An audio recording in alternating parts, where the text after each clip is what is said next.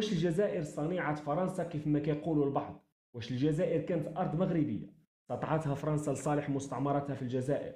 وشنو قصة الصحراء الشرقية المغربية؟ وشنو قصة جماجم بوبغلا في باريس؟ وعلاش كاينه المقولة ديال إذا أمطرت في باريس رفع البعض المظلات في الجزائر؟ وشحال هو العمر الحقيقي ديال الجزائر؟ وعلاش كيسرقوا من تاريخ المملكة المغربية وكينسبوه ليهم؟ وكيقولوا بحال أن الرحالة ابن بطوطة جزائري، وأن المحارب فاتح الأندلس طارق بن زياد جزائري، وقت لم تكن فيه الجزائر موجودة أصلا.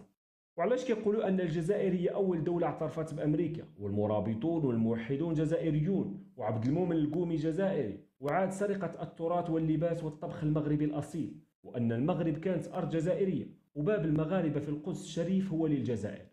الحلقة ديال هاد النهار فيها معلومات من قاع الخابية، فيها أسرار وملفات اللي الجزائر فاش كتسمعها كتندب، وبزاف ديال الخبايا غنبينوها هاد النهار. لهذا خلوكم معنا حتى